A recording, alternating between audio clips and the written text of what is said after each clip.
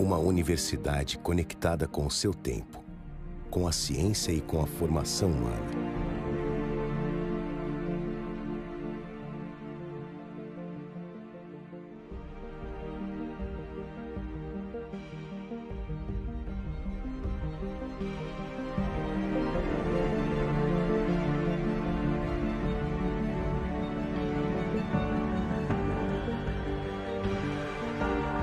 A Universidade de Caxias do Sul é uma universidade comunitária que tem como missão produzir, sistematizar e socializar o conhecimento com qualidade e relevância para o desenvolvimento sustentável.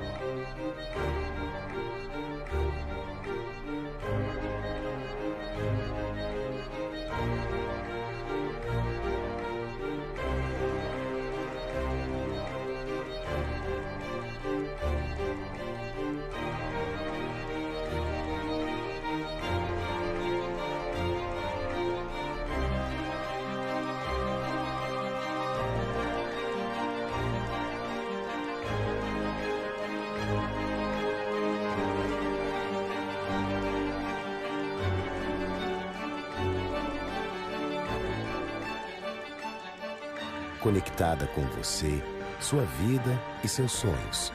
Cerca de 100.000 pessoas levam no seu currículo o nome da Universidade de Caxias do Sul. Mas o legado de uma universidade não pode ser só medido pelo número de pessoas que ela formou, mas também pelos conceitos e ideias que ela ajudou a revolucionar, pelas empresas que ajudou a implantar e até mesmo pelos sonhos que ela ajudou a concretizar. A marca da UX ultrapassou as barreiras do tempo e os limites do espaço.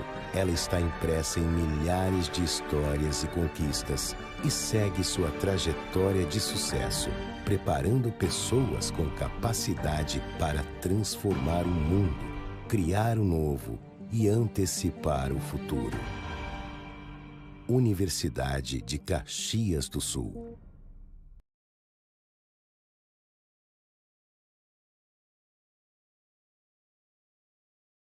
Tá indo. Muita coisa ainda que eles se estranham. Então beleza. Tá. Obrigada, Lidia. Boa noite. Sejam bem-vindos à última noite do Seminário de Tecnologia, Inovação e Desenvolvimento Social da área de Exatas. Para quem não me conhece, eu sou a Maria de Fátima, sou professora dos cursos de computação. E para fechar com chave de ouro, né, a nossa última, né, nosso último horário do seminário, está aqui conosco o professor Igor Steinmacher.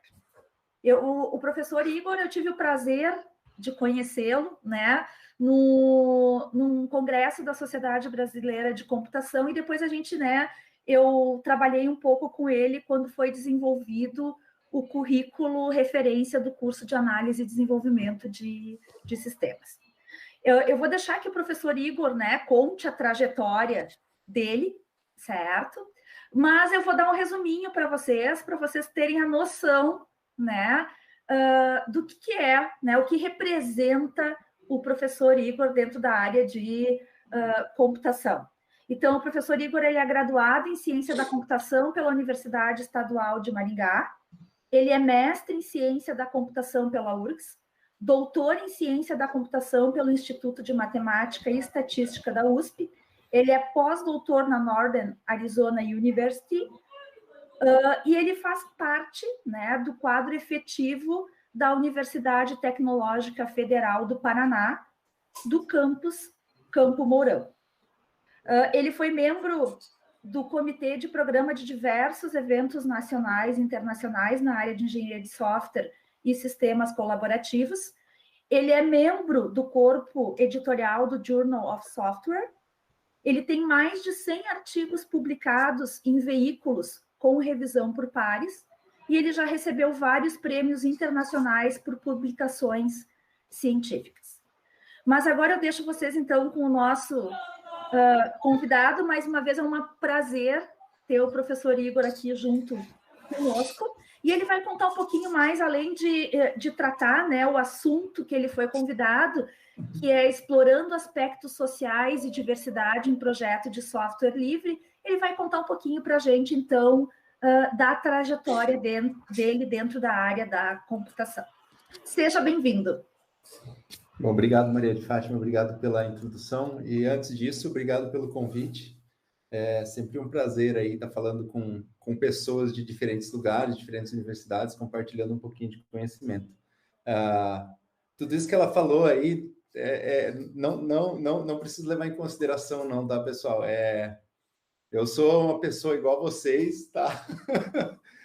O currículo a gente constrói, mas não necessariamente eu sou isso aí tudo que ela falou, tá bom? Sim, Igor. Sim. Eu vou deixar compartilhada a minha tela desde já, para não esquecer a hora que eu começar a falar, mas eu vou falar um pouquinho, como a professora Maria de Fátima falou, vou falar um pouquinho sobre a minha carreira antes da gente começar, mas só para não esquecer, eu vou deixar compartilhada aqui a aba da minha apresentação. Então, eu tenho uma carreira um pouco diferente do usual na academia, tá? Eu fiz a graduação e logo em seguida o mestrado, mas eu entrei no mercado de trabalho logo depois do mestrado, e onde eu trabalhei em algumas empresas, incluindo aí a empresa de processamento de dados do Paraná, que se chama Celepar, e eu trabalhei por 5 anos no HSBC Global Technology, que era uma subsidiária da HSBC que desenvolvia software para o banco do mundo todo no Brasil. Então, eu fui contratado para gerenciar algumas equipes e, em algum momento, aí eu resolvi que eu queria voltar para a academia. E eu voltei, fiz o meu doutorado e ingressei na UTFPR ao mesmo tempo. Eu fiz o doutorado enquanto eu estava aí na UTFPR. Depois de eu terminar meu doutorado, eu fiz algumas coisas dentro da universidade e tive a oportunidade de ir para a Northern Arizona University, como a professora Maria de Fátima falou, numa vaga de pós-doutor. E, na verdade, eles chamam de pós-doutor lá, e a gente chama de pós-doutorado aqui, lá eles chamam de sabático. Então, eu pedi uma licença daqui e fui para lá, passei 1 ano lá, e minha esposa começou a fazer o doutorado, e eu apliquei para uma vaga de professor e fiquei como professor por lá também mais alguns anos. E estou de volta desde dezembro, a universidade de onde eu peguei esse afastamento. Algumas coisas que aconteceram no meio do caminho, aí a Maria de Fátima já mencionou, né? Eu participei de diversos comitês de programa, hoje eu sou membro editorial de algumas revistas importantes da área, e sempre trabalhando nessa mesma linha de pesquisa. Então, desde 2010, 2009, eu trabalho nessa linha de pesquisa, que é entender o comportamento em projetos de software livre. Então, para contextualizar vocês um pouquinho, de 2010 para cá, tudo mudou. Aquilo que eu aprendi lá em 2010, quase nada se aplica hoje em dia.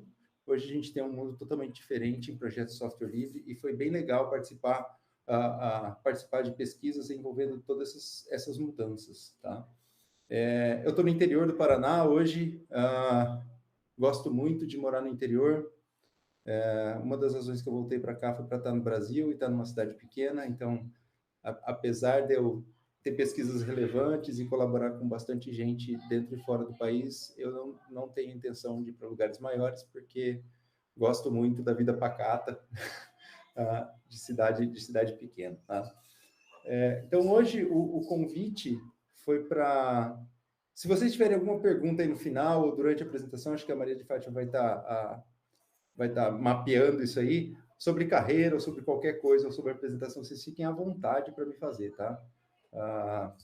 Não vou falar para vocês me interromperem no meio, porque não dá, né? Porque a gente está num broadcast aqui do YouTube, então é um pouco complicado. Peço desculpa, se couber, pela apresentação em inglês, é que o material que eu tenho normalmente é em inglês, e eu vou falar em português, mas todo o material que eu apresentar aqui é em inglês, tá bom?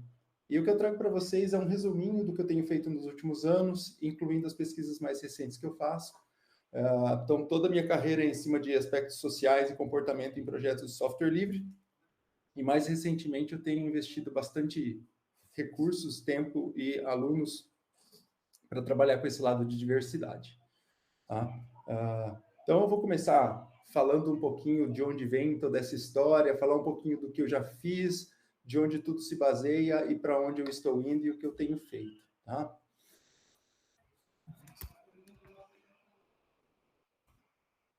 Bom, vamos lá. A disciplina que a gente chama de engenharia de software, ela é uma disciplina um tanto quanto complexa. Tá? Ela é desafiadora em vários aspectos.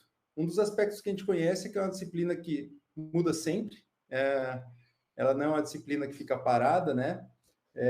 A gente precisa estar adquirindo conhecimento a todo tempo, o mercado vem mudando, a academia vem mudando, e se tem uma coisa que a gente não consegue é ter paz, né?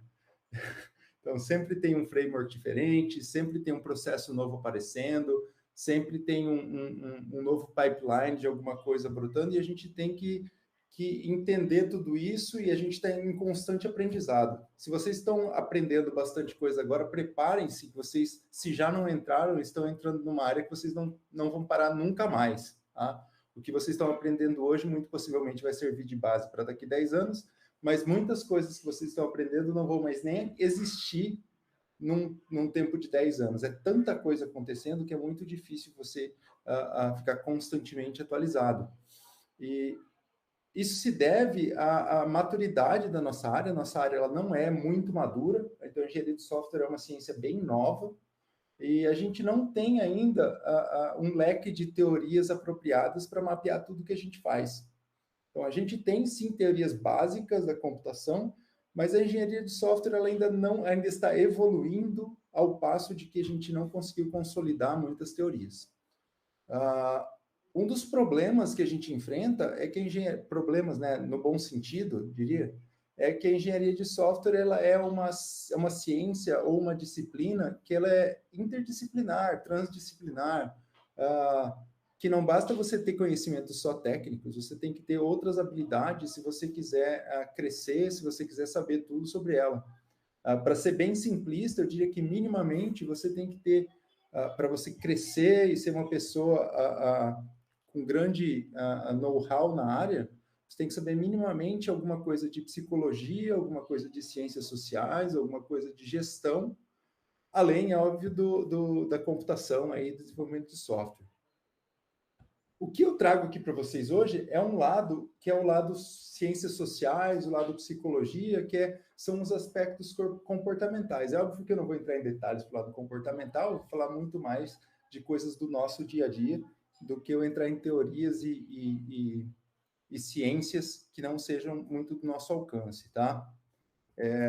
Então, tudo começa aí vamos ver, 15, 14 anos atrás, quando eu estava lá no HSBC, que eu estava gerenciando algumas equipes, e eu notava que a gente tinha alguns problemas de pessoas entrarem em projetos. Então, a gente contratava as pessoas, e as pessoas levavam um tempo até se acostumar com tudo, processo, com as novas tecnologias, com a maneira de interagir, com nova hierarquia e tudo mais. E isso me incomodava um pouco. Por quê? Porque é uma coisa que não é técnica, a gente não tem pessoas que são experientes o suficiente dentro da equipe para tratar disso. É muito difícil a gente tratar de uma coisa que a gente não sabe.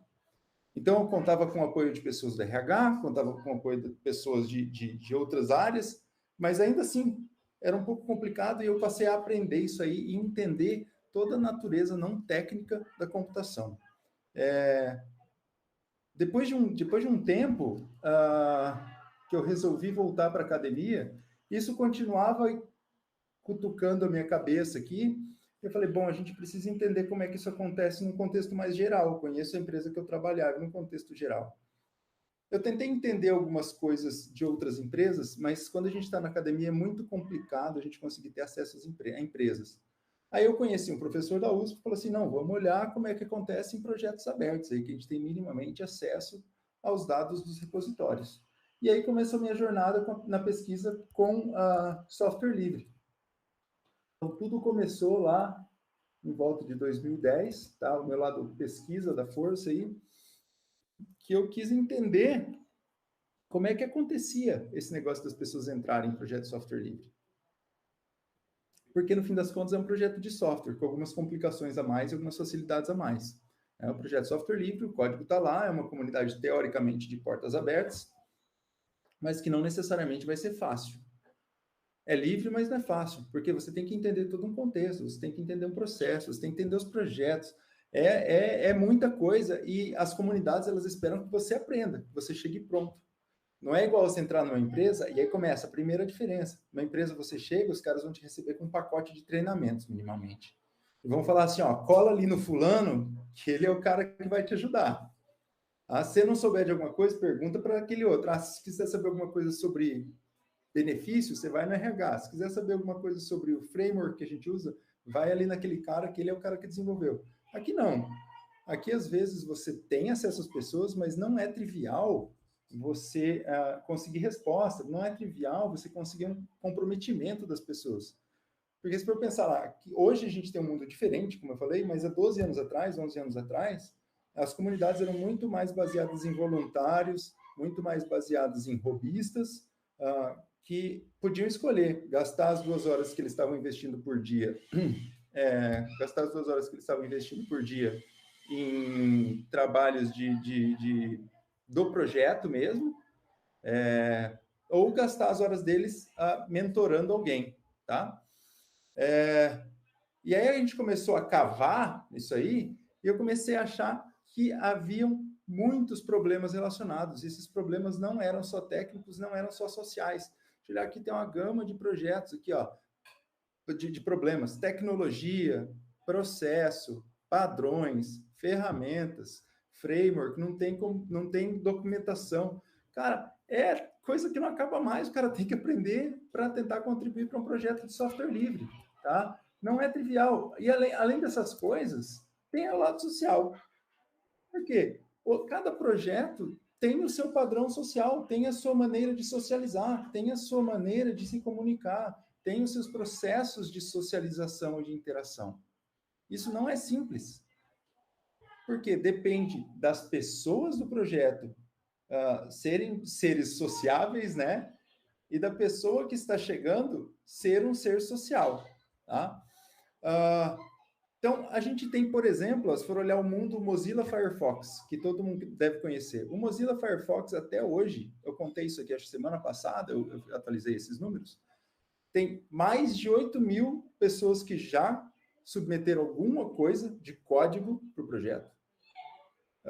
Só no mês de agosto, foram mais de 350 desenvolvedores que botaram a mão no código.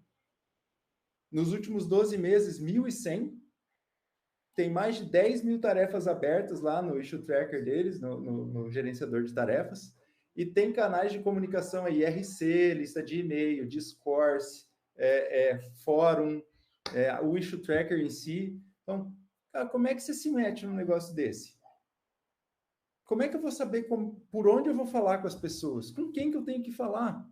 O que que eu tenho que falar? Qual que é o protocolo de X, Y e Z? Então, a cada projeto que eu vou me envolver, existem aí alguns padrões que a gente deve seguir. Então, o que a gente aprende eu pelo menos, né, que eu aprendia na minha universidade, com os meus primeiros anos de trabalho, é que eu tinha que ser muito bom tecnicamente. Eu tinha que ser muito bom tecnicamente, tinha que saber tudo tecnicamente, tinha que saber... Eu nunca aprendi nada de habilidades não técnicas.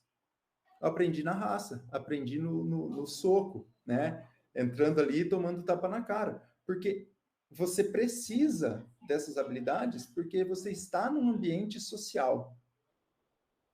Foi-se o tempo que tinha aquele lobo solitário que o cara desenvolvia todo o software e era isso. Hoje você interage direto ou indiretamente 100% do tempo. Ou conversando com pessoas, ou cooperando, colaborando com pessoas. Então não tem como fugir de um ambiente colaborativo. E além disso, a gente não está falando só de desenvolvedores. Existem vários stakeholders envolvidos e em algum momento você vai ter que interagir com alguma pessoa que está em outro nível. Seja cliente, seja um gerente, seja o pessoal da garantia de qualidade, seja quem quer que for, project office, com alguém você vai ter que interagir. Isso não é novidade. A gente tem lá do início dos anos 2000, que no manifesto do desenvolvimento ágil, já está dito que indivíduos e interações são mais importantes que processos e ferramentas. Então, não sou eu, bobão aqui, que estou falando isso para vocês, a gente já sabe isso. Mas se a gente já sabe, por que a gente não investe mais nisso? Essa é uma boa pergunta. Eu não sei como é que é estruturado o currículo de vocês, mas aqui onde eu estou, não existe no core do currículo do meu curso uma disciplina que sirva para ensinar as pessoas padrões de comportamento, por exemplo. Padrões de colaboração. Isso é importante. Mais importante ou menos importante, em algum momento não precisa ter uma disciplina aí de 4 horas por semana para aprender, mas existem coisas que a gente precisa entender em alguma das disciplinas. Em algum ponto você tem que adquirir essa habilidade, tá?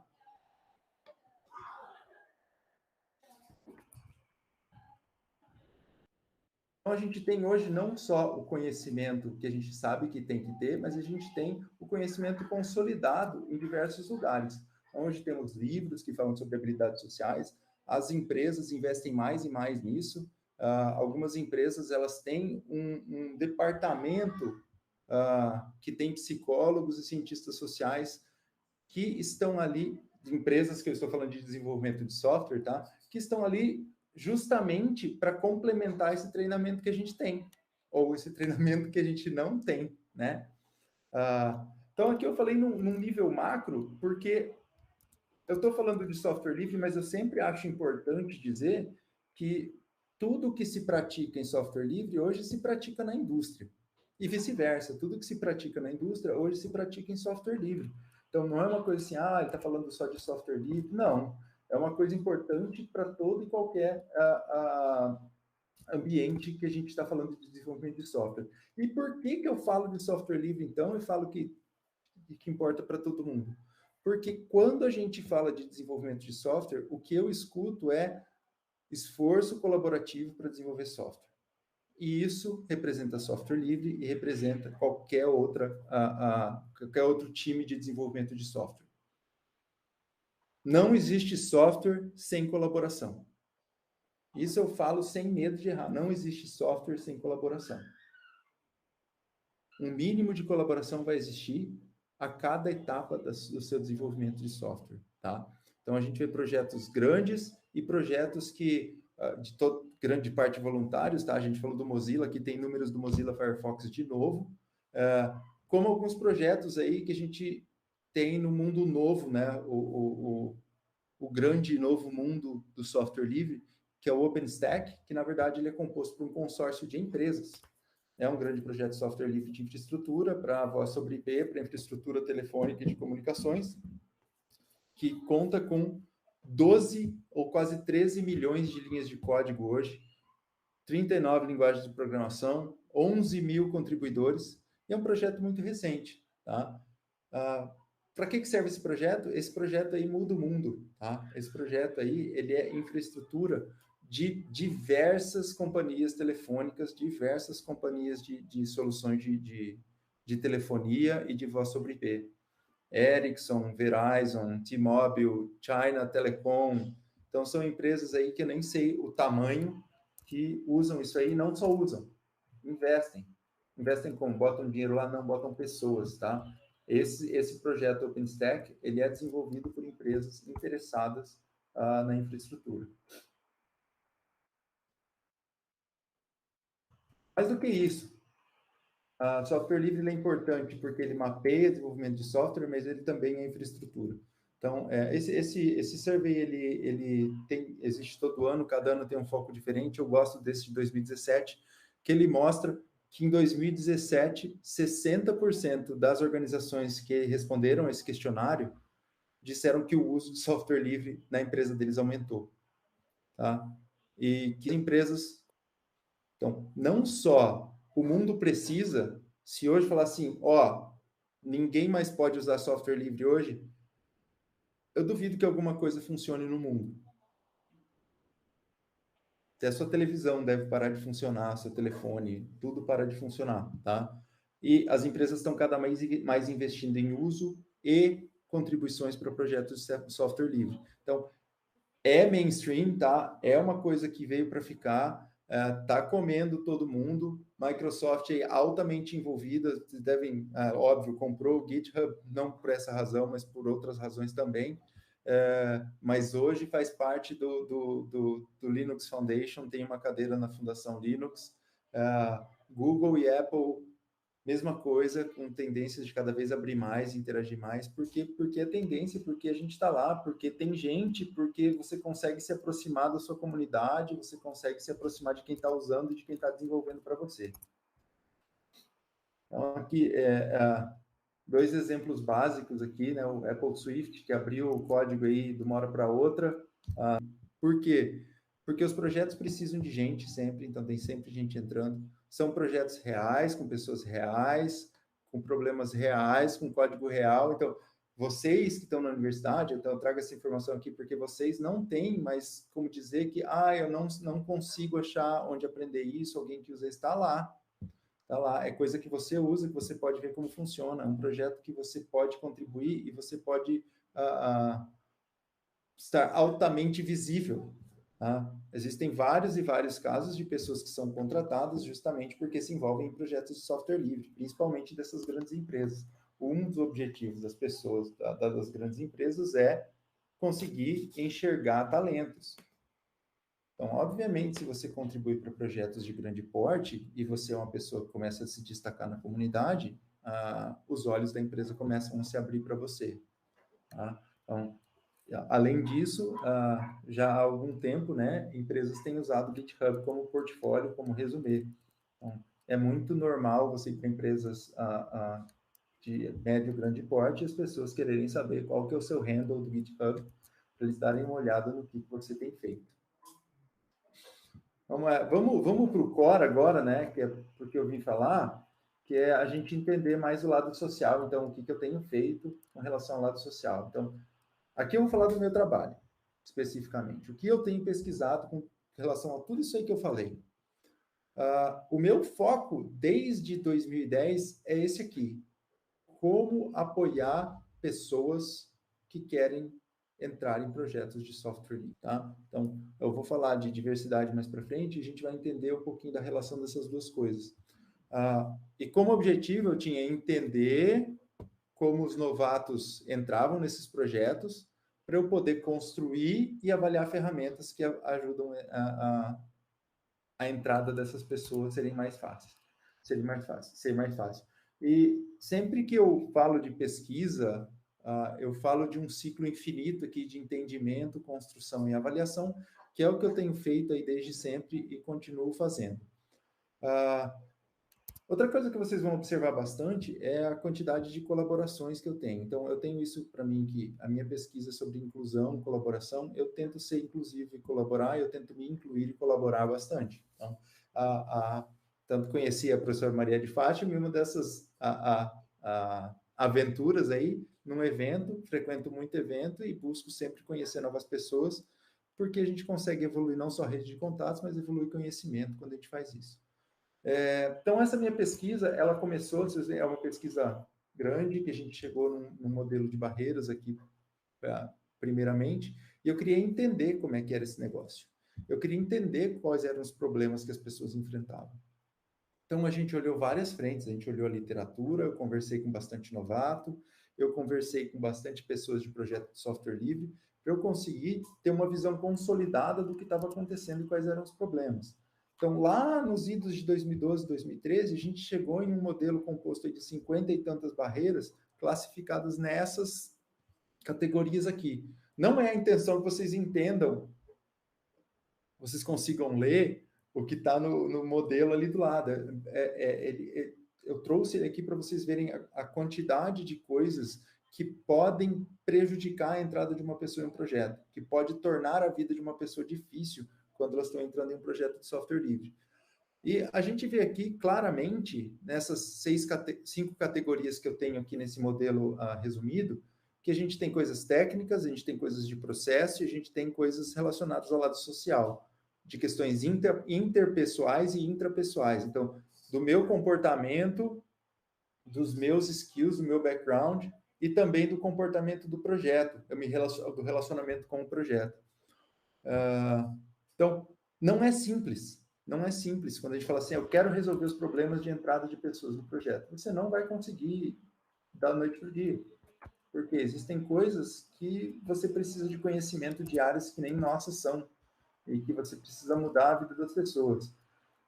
Então, entendi, né? E aí eu falei assim, bom, entendi o problema, vamos ver se eu consigo bolar um jeito de resolver.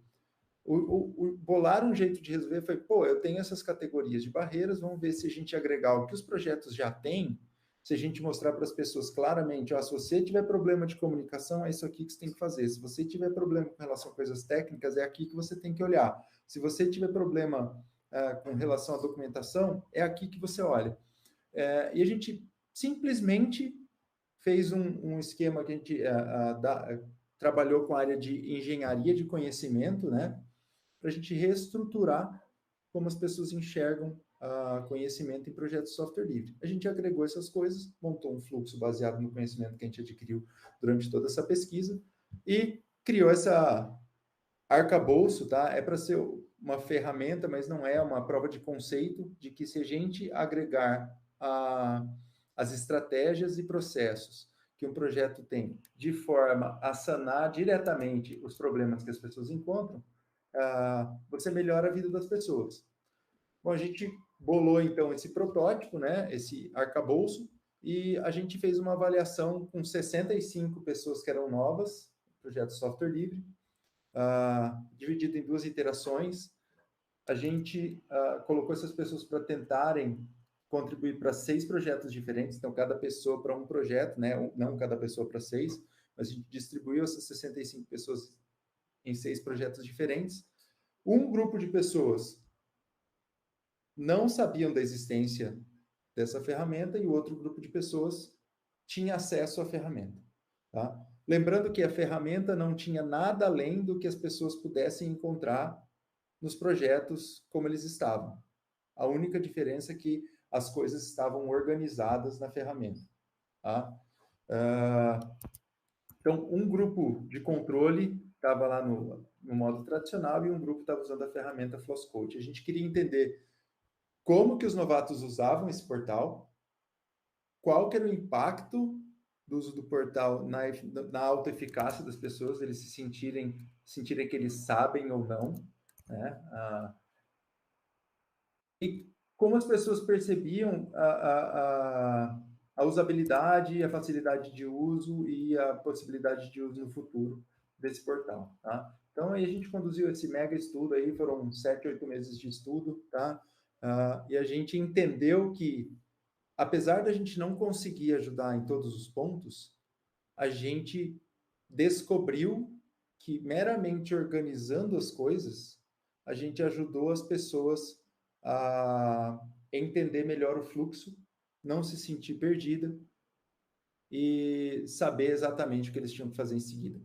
Então, servia como um mapa ou uma bússola para as pessoas que estavam entrando.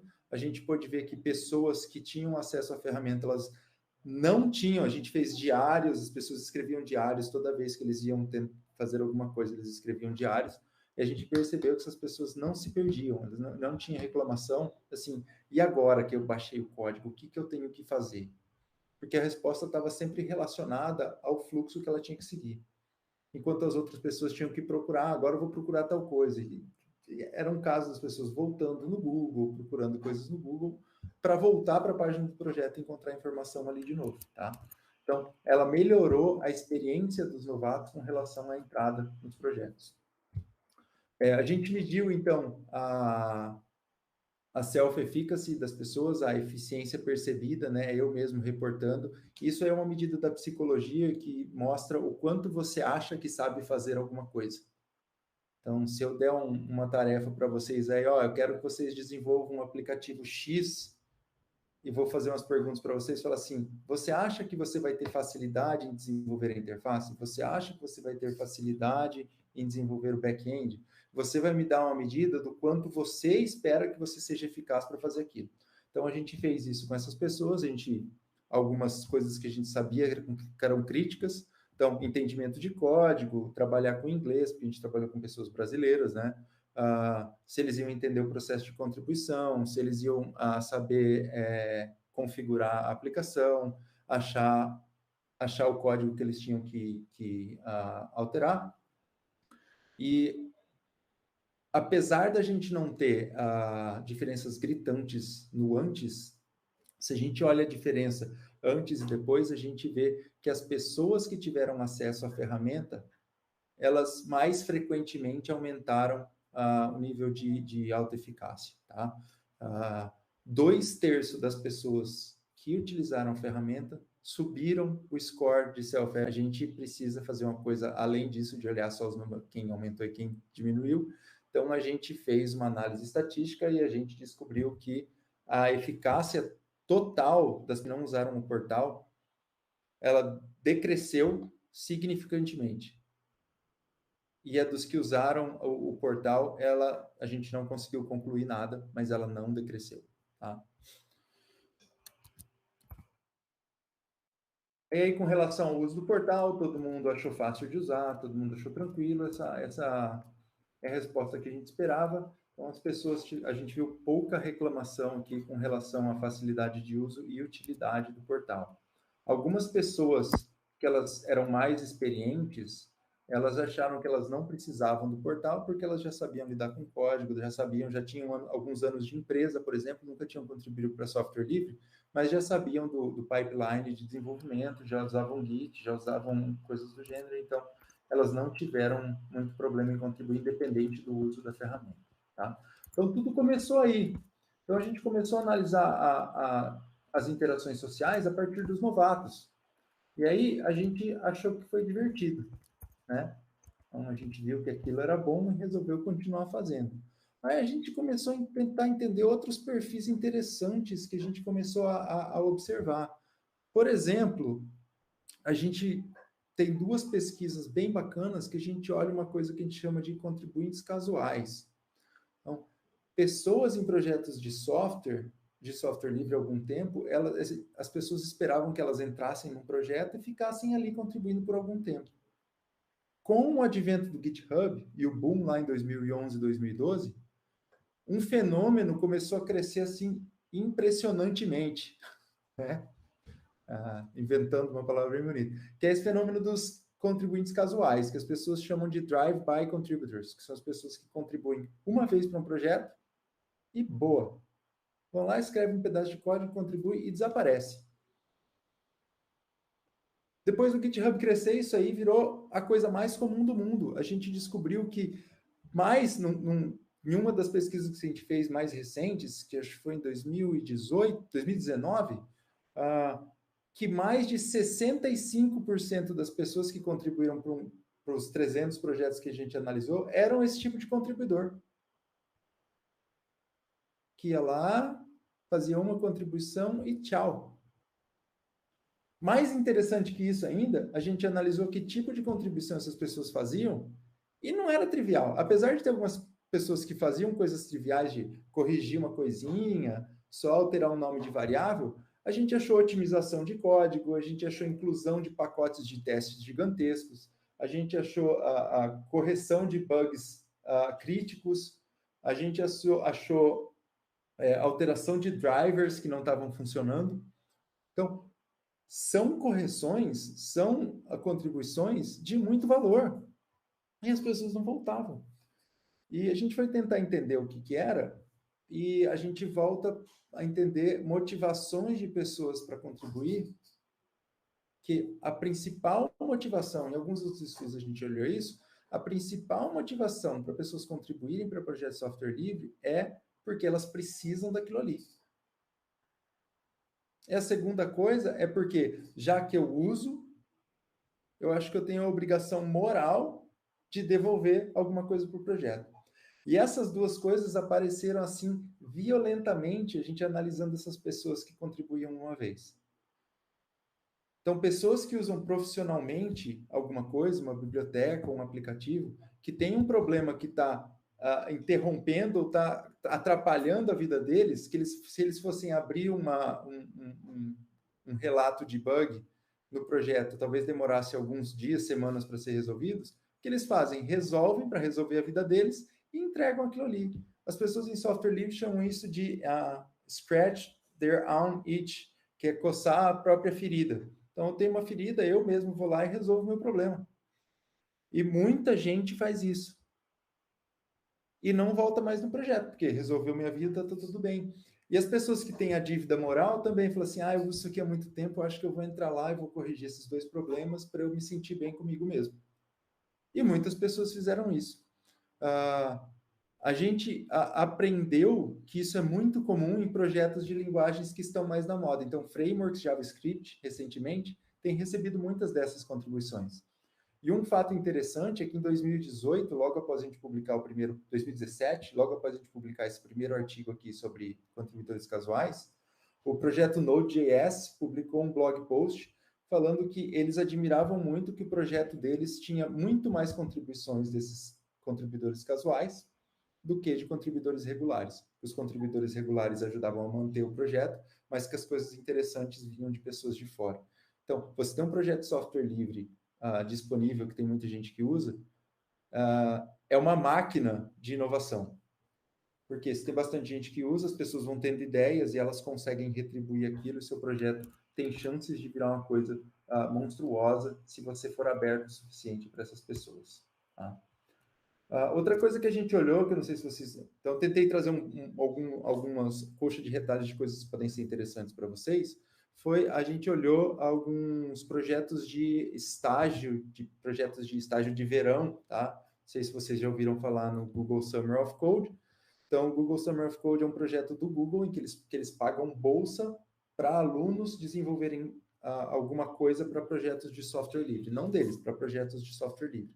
Os projetos se inscrevem, o Google fala assim, o seu projeto foi contemplado com tantas bolsas, o seu com tantas. Num segundo momento, eles abrem para estudantes se inscreverem, o Google paga e você desenvolve para o projeto, tá? Então, todos os meses de maio, junho, julho e agosto, isso acontece. As inscrições são sempre ali entre fevereiro e março, então, se vocês se interessarem em alguma coisa assim, longe de mim estar fazendo propaganda, mas é para o Google, né? Mas é uma oportunidade bem bacana, porque é um dinheiro muito bem-vindo aqui no Brasil, tá? Se eu não me engano, a bolsa, a última vez que eu olhei, era de R$ 1.500 por mês para o Brasil, que eles dividiram por Brasil, por país, e o Brasil estava nessa. Então, a gente queria entender, nesse caso aqui, de novo, o meu foco é em comportamento. Eu quero saber por que as pessoas entram nesse esquema aí. Porque se a gente olha os objetivos do programa, tem esses dois caras que aparecem aqui, ó. Inspirar novos desenvolvedores a participar em open source e ajudar projetos de software livre a identificar e trazer novos desenvolvedores. Você, será? Né? Eu sou interessado em entender a entrada de pessoas e comportamento. Será que está acontecendo isso? E o que a gente descobriu? Que esses projetos atraem dois tipos de pessoas, basicamente. O primeiro é prestador de serviço, é um freelancer, que as pessoas veem uma oportunidade de ganhar aquela graninha ali todo ano, e todo ano eles voltam para algum projeto. Então, você olha a timeline de contribuição dessas pessoas do projeto Software Livre, é assim, muita coisa ali nos 3 meses do Google Summer of Code, eles somem de agosto a janeiro, E aí tem algumas coisinhas aparecendo em fevereiro e março, porque eles querem mostrar serviço para o projeto para o qual eles querem receber a bolsa. E aí bomba de novo, de junho a agosto. Então a gente achou muita gente desse tipo, tá? Pessoas que participaram de 3 ou 4 seguidos, nem sempre no mesmo projeto, que é interessante, tá? Então, não se alinha com isso aqui, mas o projeto está se beneficiando porque ele está recebendo uma contribuição consistente de alguém por 3 meses, e o aluno está se beneficiando porque ele está trabalhando num projeto real, certo? E ele está recebendo a graninha dele. E outra coisa que a gente descobriu é que esse projeto estava atraindo pessoas de países em desenvolvimento. No início dos tempos, até 2 ou 3 anos atrás, a bolsa era igual para qualquer país. Então, para uma pessoa, a gente descobriu uma coisa que chamou atenção, é que o Sri Lanka, vocês sabem onde é o Sri Lanka?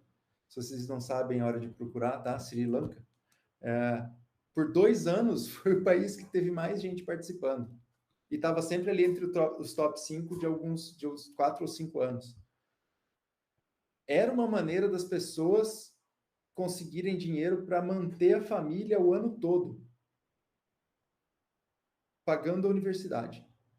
Então, a própria universidade, tinha uma universidade que eu não lembro o nome até hoje, que em fevereiro, no começo do ano ali, eles ofereciam um treinamento para os alunos sobre como eles deveriam fazer para entrar no Google Summer of Code, como é que era a interação com os projetos, que tipo de coisa eles tinham que fazer, e eles entravam e ganhavam dinheiro para isso aí. Então, países em que é muito difícil você trabalhar para conseguir bastante dinheiro e você quer estudar, fala assim, ó, vai nesses meses, trabalha esses 3 meses, você consegue se dedicar aos seus estudos nos outros 9. Tá? Então, tem os prestadores de serviço e tem as pessoas de países em desenvolvimento, em que o mesmo dinheiro que uma pessoa dos Estados Unidos ou da Europa ganharia te mantém aí por muito tempo. Tá? Eu não lembro quanto era, tá, em valores, alguma coisa de 4, 5 mil dólares que se ganhavam em 3 meses. Se for pensar em Estados Unidos, é normal, um estágio de 1.000 e poucos dólares por mês por 3 meses, mas se a gente pensar, por exemplo, no Brasil, para a gente, você ganhar 5 mil dólares em 3 meses é um dinheiro não desprezível, né? Aí, mais recentemente, eu tenho trabalhado bastante com esse lado de como é a interação humano-máquina, com mais máquina interagindo, né? Com mais interação, mais agentes que se passam por humanos interagindo em pull requests no GitHub. Então, a minha aluna de doutorado, a Marielle, inclusive defendeu o doutorado semana passada, ela trabalhou aí durante 4 anos entendendo como é que é esse relacionamento, e a gente percebeu que os chatbots, eles influenciam muito o comportamento das pessoas, e eles irritam muitas pessoas, porque eles geram ruído em canais de comunicação que são anteriormente eram habitados só por humanos, né? Então a gente tinha só humanos interagindo ali nos issue trackers e nos pull requests, de repente tem alguém colocando mensagens. Alguns mostram que são bots, que mostram só resultados informativos, e alguns tentam parecer que são humanos. E isso incomoda muitas pessoas. Então a Marielle, ela trabalhou em entender quão disruptivo era o trabalho dos chatbots no GitHub e encontrou que é sim disruptivo para vários perfis. Porque o objetivo inicial dos chatbots no GitHub era trabalhar para ajudar os mantenedores. Então, o mantenedor queria ter menos trabalho de revisão de código, menos trabalho de manutenção de qualidade, colocava os chatbots, mas a contraindicação, aí, o efeito colateral, era que ele interagia com as pessoas no canal de comunicação. E nem sempre as pessoas queriam interagir com os chatbots. E eu não quero, esse cara não me ajuda, ele me dá uma informação irrelevante, sai daqui, ainda recebo um e-mail ainda falando que o cara me mandou uma mensagem. Tá? Então, ela foi atrás de entender isso aí, e hoje ela propôs aí algumas técnicas de filtrar esse barulho, né? Esses ruídos, de diversas maneiras diferentes, tá? Marielle está embarcando segunda-feira para a Holanda, ela vai fazer um pós-doutorado lá e vai continuar trabalhando com chatbots e testes. E agora chegamos aí na minha pesquisa mais recente, que é atualmente a menina dos meus olhos aqui, que é sobre diversidade e software livre. Tudo começou logo depois que eu acabei meu doutorado, que eu conheci algumas pessoas-chave, e depois de um tempo eu conheci essas duas pesquisadoras aí, grandes nomes, fenomenais, tá? Anita Sarma e Margaret Burnett. A Margaret Burnett, ela tem anos na estrada aí de diversidade em computação, ela é uma pesquisadora de interação humano-computador fenomenal, tá? É uma pessoa, assim, mega inspiradora. Eu comecei a trabalhar com diversidade não com foco em gênero. O meu foco de diversidade era trazer pessoas com diferentes backgrounds, com diferentes tipos de habilidades. No fim das contas, isso esbarra no gênero de alguma maneira, que a hora que eu começo a trazer pessoas que pensam diferente, a gente começa a trazer pessoas do gênero que não é dominante na nossa área. Por quê? Porque se for do gênero dominante, as pessoas já pensam daquele jeito, né? Então, você fala assim, eu preciso trazer gente que pensa dessa maneira aqui. Você vai olhar os traits, né, as facetas psicológicas, agrupa essas facetas que você precisa e vai ser do gênero não dominante, tá? Então, a gente começou com esse lado de preciso trazer perfis diferentes. Esbarrei com a Margaret Burnett analisando perfis psicológicos, 5 facetas de perfis psicológicos que agrupam por gênero. Descobrimos que muitos homens têm as facetas psicológicas que a gente queria também. Mas, como agrupa por gênero, eles tratam isso como sendo a diversidade de gênero, tá? E o que a gente queria entender é quais são as dificuldades que afetam essas mulheres. E a gente veio com essa vertente de vamos ver se os projetos estão preparados para receber pessoas que pensam diferente, pessoas que aprendem diferente, pessoas que têm necessidades de informação diferente.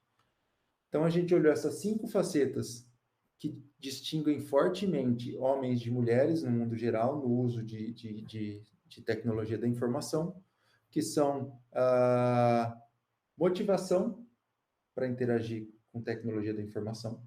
Então, várias teorias da psicologia, isso e tudo é mega embasado na psicologia e ciências sociais, tá? Primeiro, motivação. Homens são muito mais motivados por hobby e diversão do que mulheres. Mulheres interagem com computadores, videogames ou qualquer... Generalizando, tá, pessoal? Por favor, não me crucifiquem, tá? Interagem muito mais por necessidade. Tá? A gente até usa um exemplo interessante que um professor das ciências sociais compartilhou com a gente lá nos Estados Unidos, que é as pessoas nos Estados Unidos, elas têm como hobby a jardinagem. É um hobby mega comum. No Brasil, acho que também é comum você ter como hobby a jardinagem. Mas se você pega um imigrante do México e fala para ele, vamos investir em um hobby aqui, jardinagem, a pessoa fica ofendida, porque jardinagem para ele é um trabalho nos Estados Unidos. Então, essa é uma comparação esdrúxula, extrema, tá? Mas que a gente viu funcionar para explicar para as pessoas. Então, algumas pessoas enxergam uma determinada ocupação como diversão. Outras pessoas enxergam uma determinada ocupação como ocupação mesmo, né? Então, é muito mais comum você ter homens se divertindo do que mulheres quando está desenvolvendo. Tempo livre, vamos aqui mexer um pouquinho em C aqui, legal.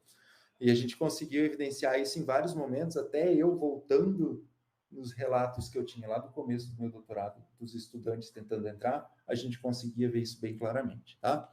A segunda coisa é a percepção de autoeficácia, que é aquele mesmo conceito que eu usei lá com os novatos. Homens, quando interagem com com tecnologia da informação, nesse caso com desenvolvimento de software, eles se sentem muito mais capazes do que mulheres.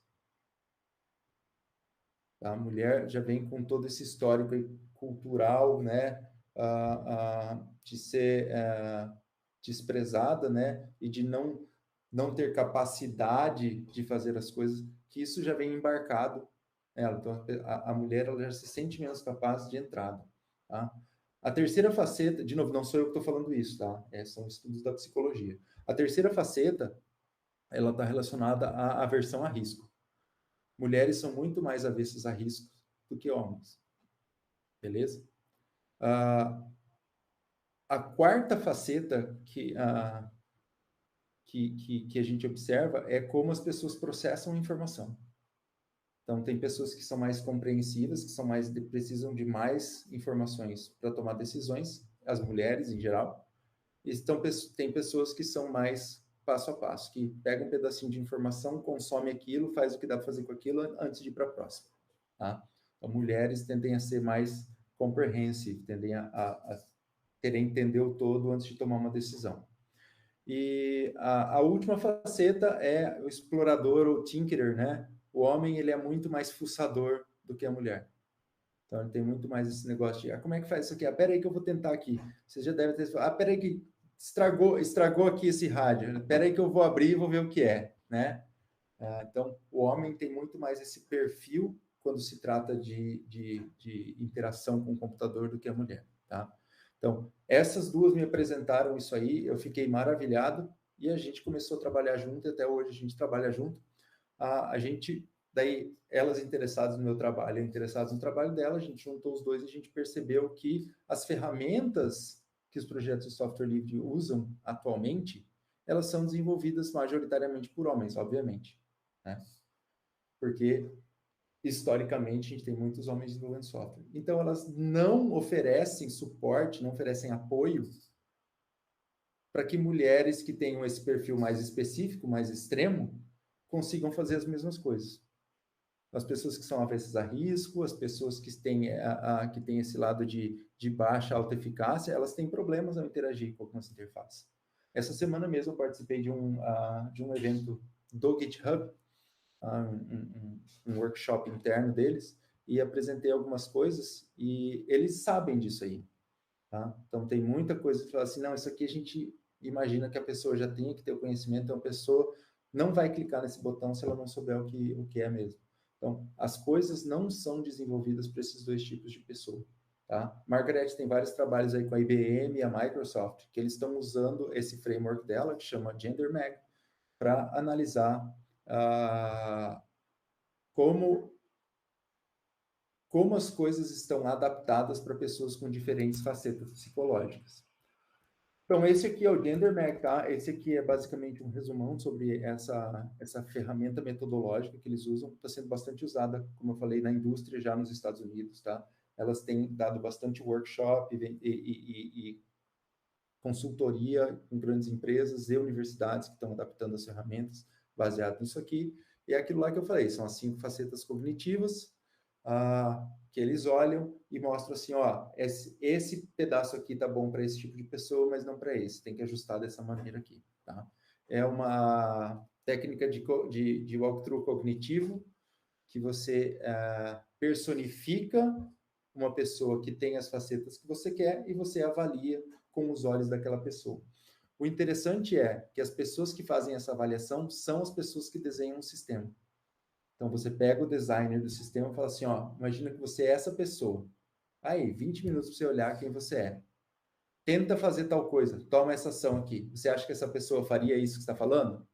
Sim ou não? Não, por quê? Então, é incrível o quanto as pessoas conseguem enxergar, a partir do momento que elas conhecem o tipo de pessoa que podem interagir com o sistema delas, os tipos de problema que essas pessoas vão enfrentar, tá?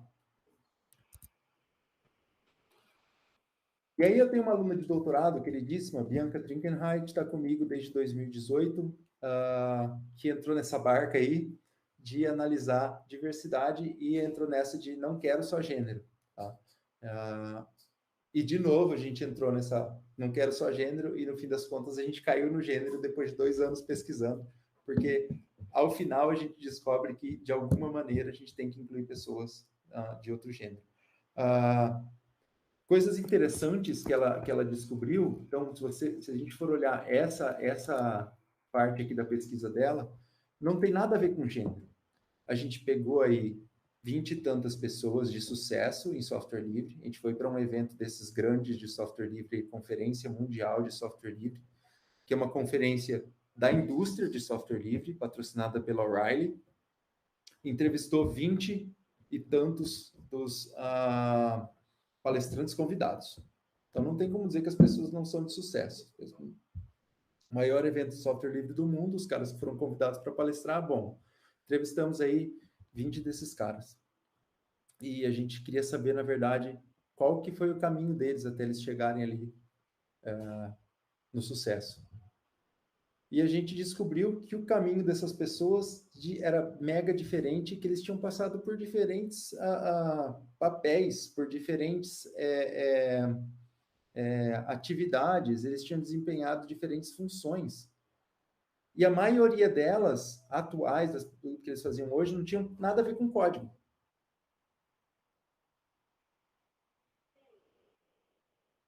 E óbvio, no meio dessas pessoas tinham muitas mulheres. A gente tentou balancear, acho que a gente acabou tendo metade, um pouquinho mais da metade de mulher, porque a gente queria comparar os dois. E a gente percebeu que mulheres desempenham papéis bem específicos. E muitas delas nem passam pelo caminho técnico. Que elas vão mais para o lado de construir comunidade, vão mais para o lado de entender compliance, de entender qualidade. Mas por quê? Então a gente entendeu que o background dessas pessoas, as habilidades dessas pessoas eram outras e elas queriam entrar nesse mundo de algum jeito. Então, existe espaço para pessoas que não são técnicas. Essas pessoas não técnicas enxergam o mundo de outra maneira e elas vão influenciar as pessoas de uma maneira diferente. Então, a gente descobriu que diversidade pode estar em vários níveis. Pode estar no nível de atividades que as pessoas desempenham, pode estar no nível de papéis que elas desempenham, das carreiras, da definição de sucesso, da definição da carreira. E, inevitavelmente, o que a gente descobriu é que a hora que a gente diversifica isso aí tudo, a gente traz mais mulheres. Não satisfeitos, a gente foi na literatura. A gente tentou entender o que estava por aí na literatura de software livre e a gente achou coisas maravilhosas. Então, a gente pegou aí 51 artigos, a maioria deles reportava de alguma maneira a porcentagem de mulheres envolvidas em software livre. E esse gráfico aqui, vocês podem não entender, esse gráfico que é esse aqui, ó, que tem as bolinhas aqui, é uma caixinha, chama box plot. Essa linha mais grossa aqui do meio é a mediana, quer dizer, o cara que divide no meio a quantidade de observações que eu tenho. E ela está para baixo dos 10%. Então, em mais da metade dos trabalhos que a gente encontrou, essa avaliação de mulheres versus homens, mais da metade dos trabalhos reportam menos de 10% de mulheres em projetos de software livre. Para ficar muito mais divertido, se a gente olhar a bolinha que está mais para cima, aqui ela está no 14%. Mesmo os projetos que acham bastante gente, eles acham 14%. Assim, mas isso está condizendo aí com a quantidade de mulheres que tem na área. Nos Estados Unidos, não. Esse número chega a ser de 20% a 25%. Tá? Então, em software livre, a gente tem um problema um pouquinho maior. E esse aqui a gente está pegando os caras do topo. Tá? E esses dois caras que estão para cima do 12 aqui, eles são daquele Google Summer of Code, que é onde você está oferecendo oportunidade das pessoas receberem mentoria e dinheiro para entrar em um projeto. Lembra lá das facetas que eu faço porque eu preciso, que eu preciso de alguém para me ajudar porque minha autoeficácia é baixa. As coisas se explicam e vão se encaixando. E quando a gente olha contribuição, código enviado para projeto, são essas bolinhas aqui de baixo, ó. 6%, 4%. Se a gente for olhar aqui nessa tabelinha, que a gente tem de 4%, esse 4,3%, que é a quantidade de contribuidores centrais nos projetos que as pessoas analisaram, 4%. 4% quer dizer que se eu tenho 10, não dá nenhum. Tem menos de meia mulher para cada 10 desenvolvedores. Tá? A cada 100 são 4. É pouco, é baixo. Tá? Por que não? E esse número está se mantendo há muito tempo. Aqui, se a gente olhar aqui esse gráfico temporal, ó, ele não tem muita variação. De novo, as bolinhas aqui que a gente tem de 10%, 12% estão puxando todo mundo para cima, que é quando a pesquisa ali do Google Summer of Code foi executada. Além disso, a gente descobriu algumas outras coisas, que as mulheres, elas desempenham, como eu falei antes, mais coisas relacionadas à comunidade do que relacionadas ao projeto. Que a grande maioria, se a gente for olhar aqui nesse gráfico aqui, a grande maioria está do lado non-coders, são pessoas que não desempenham atividades de coder, e mesmo aquelas que desempenham coder, 24% fazem as duas coisas. Tá? A gente também tentou olhar com relação à linguagem, se tinha alguma diferença, mas isso é muito tendência de mercado, eu prefiro não comentar muito, mas a gente vê que a linguagem que a gente tem mais participação de mulheres atualmente aqui é Java, tá? Em software livre, e esse número chega a 9%. Então, a gente tem sim um problema, tá? A gente tem um problema. A gente tem um problema que a gente está perdendo gente. Se tem 14% tentando entrar e tem 4% que chegam lá na frente e estão entre os desenvolvedores do core, tem problema. Cadê esses 10%? Foram parar onde? Então, a gente tem um problema e é um problema de survival, de sobrevivência. As mulheres não sobrevivem até o momento delas se tornarem alguém importante no projeto. A gente não sabe por quê, e é o que a gente está estudando hoje. A gente está rodando um estudo com o Linux para entender por que as pessoas deixam o projeto e por que as pessoas ficam no projeto. Então, aqui, para falar um pouquinho, finalizar, de certa forma, esse lado de diversidade, nessa nossa pesquisa a gente encontrou quais são os maiores desafios, que são essas bolinhas vermelhas que a gente tem no meio, que as mulheres relatam terem sofrido, terem enfrentado durante o ciclo de vida delas no projeto. Então, um bem forte aqui é a falta de paridade. Quando a gente fala de paridade, não é homens e mulheres iguais, mas é eu ter mais mulheres, mais pessoas com os meus traços, com as minhas facetas, que eu consiga interagir. Então, a gente mesmo vivenciou aqui na UTFPR, antes de eu viajar, a gente tinha um grupo de mulheres que eu propositalmente criei, tá? Eu mentorava elas, peguei umas mais dos últimos anos, falei, vocês toquem, a minha esposa também, falei, vocês toquem, e a gente percebeu que quando a gente criou esse grupo, menos mulheres começaram a passaram a deixar o curso. Por quê? Porque você mostra que tem um porto seguro, você tem pessoas que pensam igual, você tem um lugar onde você consegue expor suas ideias, e aqui está acontecendo a mesma coisa. Muitas pessoas deixam o projeto porque elas sofrem alguma coisa e falam assim, puta, não tem nem com quem reclamar, vou zarpar. Tá? Cultura tóxica do projeto. Então, o projeto sempre foi dominado por pessoas misóginas e etc. É difícil você chegar num projeto desse e querer mudar a estrutura. E síndrome do impostor, não sei se vocês conhecem, síndrome do impostor é você achar que tudo aquilo que você faz não é tão bom quanto os outros. E você se auto-inflige muito. Tipo, eu não sou bom o suficiente, eu não vou fazer isso. Isso tem total relação lá, de novo, com a autoeficácia. Tá? E aqui desse outro lado a gente tem duas coisas bem interessantes, que é a stereotyping, tá? Que é a pessoa estereotipar a mulher. Então, muitas mulheres reclamam que muitos colaboradores enxergam eles como figuras maternais, que sempre que tem um problema psicológico é elas que elas recorrem, e que acham porque elas são mulheres, elas fazem atividades específicas e não as mesmas coisas que os homens, tá? E, óbvio, outras coisas, e aqui são algumas propostas de mecanismos para melhorar, que alguns estudos mostram que funcionam, tá? Então, comunicação não inclusiva, a gente tem menos no Brasil, nos Estados Unidos a gente tem muito, chamando as pessoas sempre pelo gênero masculino em ambientes de ciência da computação, desenvolvimento de software, etc, tá? Pode parecer que isso aqui é bobagem, mas não é, tá? Eu sempre falo que eu estou aqui como mensageiro, porque eu não sinto isso na pele. Tá? Eu estou só como mensageiro, eu não tenho nem como opinar que é ruim ou é bom, mas eu tenho um poder de empatizar com as pessoas que sofrem com isso, tá? Porque só quem sente na pele é quem consegue dizer se isso é bom ou não. Então, estou aqui como a pessoa que envia, né, a mensagem para as outras, vocês absorvem como quiserem. Com isso eu termino, tá? Eu acho que deu 1 hora cravadinho aí, Maria de Fátima. Desculpa se eu excedi um pouquinho o tempo. Queria agradecer de novo e fico aberto a perguntas. Igor, muito obrigada. Foi brilhante. Eu fui anotando aqui, eu teria várias perguntas para te fazer, né? Começando lá no início, quando começou a falar, eu comecei a anotar aqui soft skills, e depois tu falou no soft skills, né?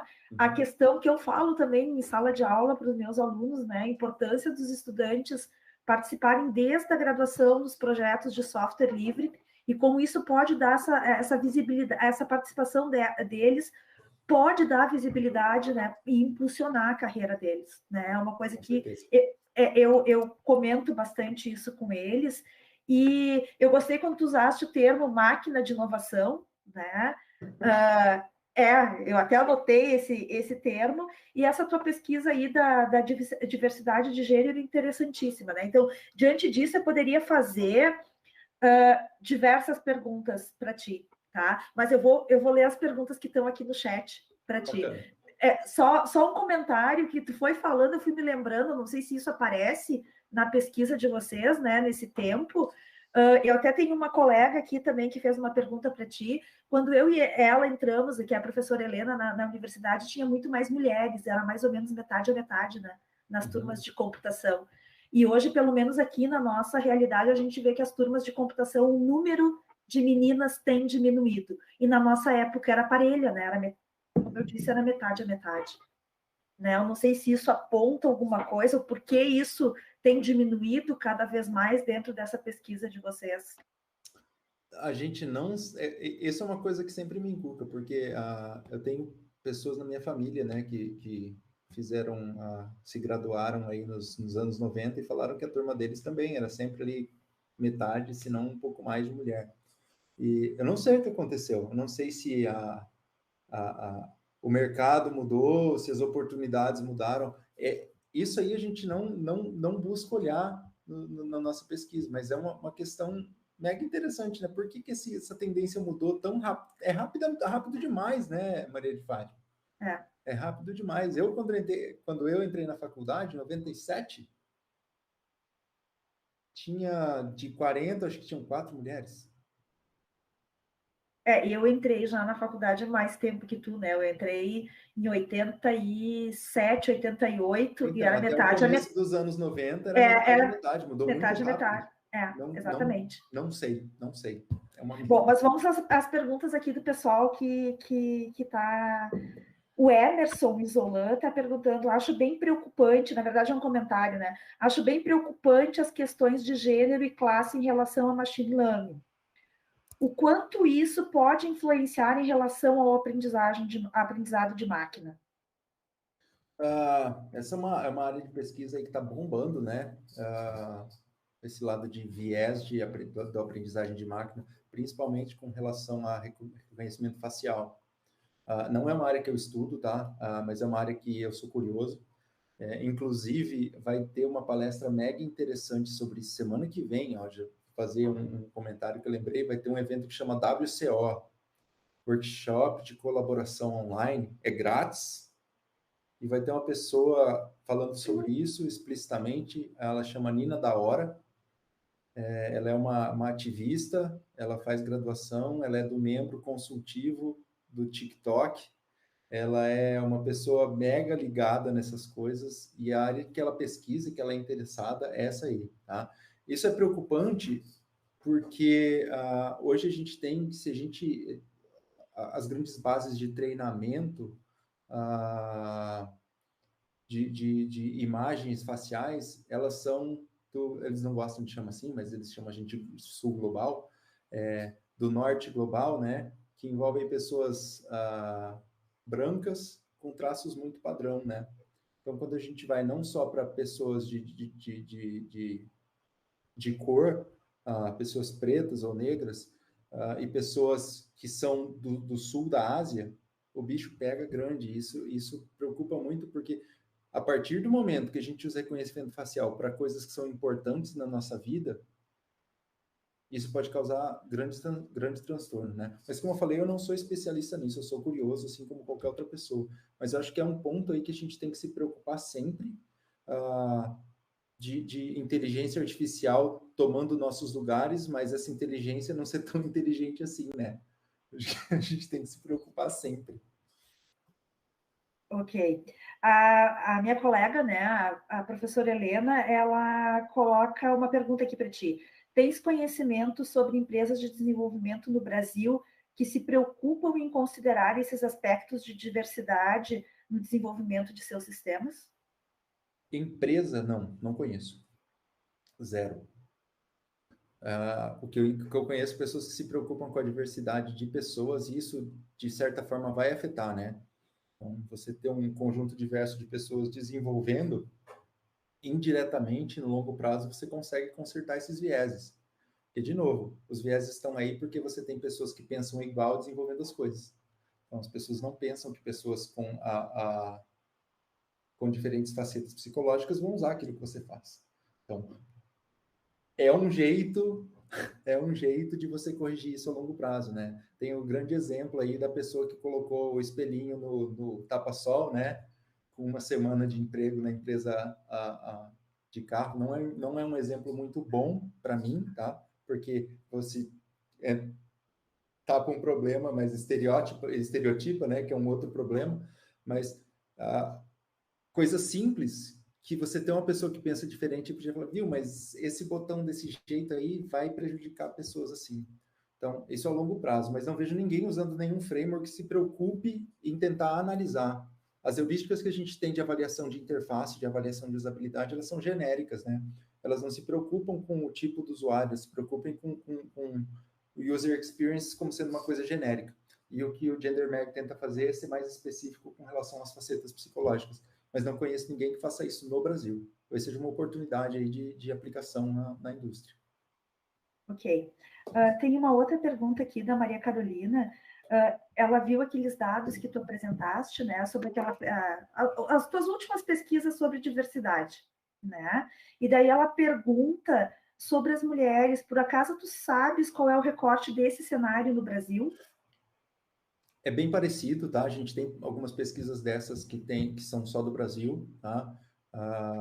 Em software livre é bem parecido. Tem uma pesquisa que eu acho que tem uma coisa de 11% da participação de mulheres e uma outra que baixa aí para 8%. O que eu posso dizer é que tem bastante gente interessada em mudar esse cenário no Brasil. As mulheres que desenvolvem para software livre no Brasil, elas são bem engajadas na tentativa de mudar esse cenário. Então, eu vejo uma luz no fim do túnel no Brasil bem, bem próxima, assim, porque a gente tem gente interessada, diferente nos Estados Unidos é um pouco mais complexo, por exemplo, tá? Que são as duas realidades que eu conheço. Eu vejo que no Brasil é muito mais fácil a gente mudar isso aí, porque nós somos mais sociais, eu diria. A gente tem mais vontade de fazer as coisas, apesar de não parecer. Apesar de às vezes a gente parecer que a gente é um povo que só pensa em si mesmo, a gente é um povo muito mais social e muito mais culturalmente agregador do que os povos do norte. O Emerson, que fez a primeira pergunta, ele fez uma outra colocação. Percebem que todos os assistentes pessoais personificando o gênero feminino, mas são programados pela maioria dos programadores homens, né? Daí ele coloca aqui Alexa, Siri, etc. O Google Assistant, ele não tem nome por conta disso, tá? Se você pergunta o gênero, ele não fala. E se eu não me engano, Siri, a gente fala Siri, mas era para ser uma coisa também assexuada. Mas é muito bem colocado que não só esses, tá? Você está pensando nesses assistentes pessoais, mas tem pesquisa que vai mais a fundo, que olha os chatbots que você conversa em banco, né? Esses assistentes automatizados aí, os bots respondedores, a maioria deles responde com o nome de mulher. Não sei se vocês já notaram, mas sim. esses aí é muito mais traumático, eu acho, que esses mainstream, né? Porque é muito fácil de mudar, né? Do dia para a noite alguém pode mudar. Tanto que, inclusive, esses de banco, né? Que a gente teve problemas do Bradesco, não lembro o nome do assistente, que sofria assédio, o bot sofria assédio, é nome de mulher. Então, é uma estereotipação aí, não só na computação, mas generalizada, né? Inclusive, antes de eu te fazer outra pergunta, um outro colega nosso, o professor André Adami, ele até fez um comentário para o Emerson, dizendo que existe uma razão para isso por conta da qualidade vocal produzida pelo trato da vocal feminino, né? Ele é mais da área né, que pesquisa essa parte de voz, né? Mas os textuais não tem desculpa, né? E daí nós temos uma pergunta de uma outra colega, a prof. Karen, que é da área de física, né? Que ela coloca: lembro de ver uma empresa que criou um app voltado para agricultores, que pensou nisso, o tamanho dos botões, pensando no público, frequentemente com as mãos calejadas. Exatamente. Então, quando a gente fala, de novo, gente fala de diversidade, a gente, geralmente, quando a gente está falando da computação, a gente pensa muito no homem e mulher, né? Porque a gente sofre muito aí de ser uma área majoritariamente masculina, mas diversidade vai muito além disso. E eu sempre tento explorar outros aspectos, mas o curioso é que sempre voltou para o feminino e masculino. Em algum momento eu caio nessa, né? Mas agora a gente está numa coisa, diversidade, já olhando a diversidade cultural, por exemplo, diversidade de cor de pele, a gente já está começando a botar uma mãozinha assim, ainda de leve, mas isso aí a gente consegue enxergar bastante também. Diversidade eles chamam de BIPOC nos Estados Unidos, que é Black People, Indigenous People, que são os indígenas, os negros, eu não lembro o que é o outro, mas são populações que são pouco representadas, eles estão olhando essas coisas no desenvolvimento de software e é tão ou mais grave até que mulheres. Interessante. Bom, Igor, para finalizar, né? Se tu tivesse que dar um conselho para os nossos alunos que estão te escutando agora, né? Nessa questão de até pensando em soft skills, em desenvolvimento de carreira, em software livre, o que tu diria para eles? Gente do céu, que responsabilidade essa aí, hein, Fátima? Sacanagem essa pergunta aí, hein? Ah, não é sacanagem que uma pessoa com tanta experiência, como tu é sempre bom ouvir, tu sabe que muitas vezes santo de casa não faz milagre, né? Eu vou replicar o ET Bilu e vou falar busquem conhecimento só, que daí é uma saída boa. Não, falando sério, galera, não menosprezem, tá, as ciências que são transversais à nossa. Como eu falei, desenvolvimento de software, a gente estuda na computação ou dentro de engenharia de software, mas ela é uma ciência que ela não anda sem as ciências sociais, sem a psicologia, sem antropologia, tá? Não desprezem conhecimentos que vêm daí, tá? Não desprezem você aprender a ter melhores relações pessoais. Todo tipo de conhecimento que vocês puderem ter para esse lado vão ser benéficos e vão ajudar na sua carreira de um jeito ou de outro. Tá? Hoje as pessoas estão muito atentas a recrutadores e pessoas de construção de carreira, elas estão muito atentas a traços psicológicos e as habilidades que a gente não consegue medir facilmente, que são as habilidades não técnicas. Tá? O mercado está aquecido, a gente sabe que pessoas estão sendo contratadas porque sabem pouco, mas você pode muito bem ser absorvido pelo mercado e ficar estagnado. Para não ficar estagnado, busquem esse tipo de conhecimento. Vocês tiverem a oportunidade de fazer uma disciplina aí, de novo, não sei como é que é, ou disciplina optativa, qualquer que seja, que vocês aprendam coisas relacionadas ao trato interpessoal, façam, vão atrás. Aí, correndo para o outro lado, corram atrás de ter um currículo bonitinho. Não tem mais desculpa de não ter experiência hoje, com tanto projeto de software livre precisando de ajuda. Se você não acha que não tem capacidade de você entrar num projeto mainstream aí, num projeto de alto nível, existem projetos que a gente chama de software livre humanitário ou software livre para social goods, para fins sociais, que esses precisam muito de ajuda. Que contam só com voluntários. Se vocês procurarem no Google HFOSS, com 2 S no fim, HFOSS, que é Humanitarian Free Open Source Software, ou Open Source for Social Good, ou OS4SG, Open Source for Social Good, vocês vão achar um tanto de projeto precisando de ajuda.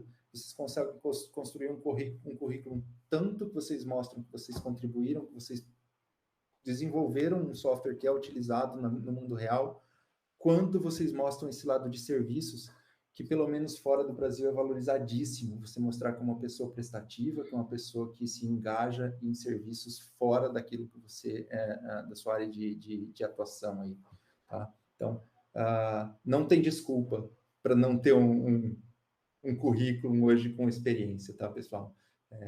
E as pessoas estão de olho nisso. Eu acho que é isso, Fátima. Não sei se eu ajudei ou atrapalhei as pessoas. Não, acho que tu ajudaste muito, né? Eu gostaria de agradecer, né? Mais uma vez, Igor, a gente aprendeu muito essa noite, né? Tu és sempre brilhante, né? Pelo que eu já convivi contigo, tu és sempre brilhante. E tu trouxeste esse brilhantismo para a nossa noite hoje aqui. Eu acho que a gente fecha, né? A área de computação fecha a participação no seminário com chave de ouro com a tua participação. Né?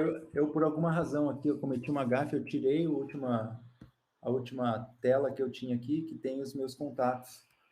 Mas não tem problema, eu tenho qualquer coisa, eu tenho todos os teus. Se alguém quiser anotar, do meu e-mail e o meu handle aqui no Twitter, vocês fiquem à vontade para entrar em contato para qualquer coisa, tá? Qualquer coisa mesmo. Ela falou esse monte de coisa de mim aí, que eu sou isso e aquilo, mas se mandar um e-mail aí e falar que a gente vai tomar uma cerveja um dia, eu respondo facinho. Com certeza. Bom, então eu gostaria de agradecer a todos que participaram, né, dessa noite. E eu tenho aqui para finalizar, né, excelente palestra, Igor. Parabéns pelo teu trabalho. Excelente, ótimas reflexões e direções. Muito obrigada pela palestra, reflexões importantes para os presentes e futuros profissionais. Né? Então, eu acho que eu acabo, né, com esse agradecimento e essas mensagens que vêm aqui pelo chat dos nossos estudantes e dos nossos colegas que estão assistindo. Eu que agradeço pela oportunidade aí, Fátima, de novo. E eu vou te convidar, né, para quando tu, né, como eu estava dizendo antes de começar, quando essa pandemia acabar, para te vires nos visitar pessoalmente aqui em Caxias. Com certeza. Certo? Com certeza. Tem mais gente para baixo aí, eu posso fazer uma viagem só. Então, sim, até Alegrete, eu posso descendo. Assim, isso, exatamente. E daí tu vem vindo. Legal, então, muito obrigado. Muito obrigada, então, para todos que participaram e especialmente para ti, Igor. Tchau, boa noite. Boa noite para todos. Tenham um ótimo final de semana.